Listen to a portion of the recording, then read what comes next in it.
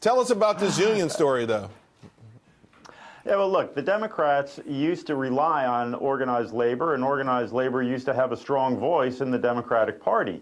They provided the foot soldiers for the campaigns, knocking on doors, stuffing envelopes, back when mail was a big part of a campaign, and providing campaign contribution. They also actually used to fill a lot of positions in the party hierarchy. No longer. Now, the Democratic Party has really forgotten the unions. They're an afterthought. The first bill that the Democrats are introducing, H.R. 1 in the House Resolution 1, has nothing in it for the unions. It's all about campaign finance and all these various abstruse issues, nothing about the trade unions, the people who want to build things. They're interested in infrastructure. They're interested in building pipelines, building highways, rebuilding energy infrastructure, building the wall even.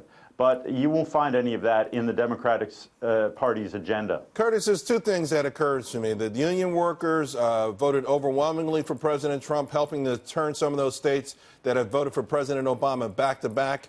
Also, the union leadership will still come to the aid of Democrats, even if the rank and file doesn't, and despite what the Supreme Court says. You got that exactly right. There's a huge split within the labor movement between the leadership of the unions, which ensconced in that palace, the AFL-CIO palace, just blocks from the White House, is a wholly owned subsidiary of the Democratic National Committee, and the rank and file union members who vote for Trump, carry guns, believe in God, go to church on Sunday, and are not interested in identity politics. They believe in America and America first, not in this identity politics, globalism mishmash that the Democratic Party now bows down to.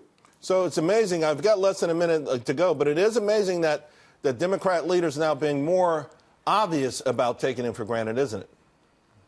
Well, yes. And look, I spoke with the union leaders during the transition period for the Trump administration, and they want to build the Atlantic Coast Pipeline, a bunch of other pipelines. They have a whole list of infrastructure projects that are high on their list that they want to see get done. And unfortunately, the party's not interested in pushing that at all. All right, Curtis Ellis, you don't have to get made up for New Year's, man. You're looking good right now. We appreciate it. That was a great op-ed. We'll see you in the new year.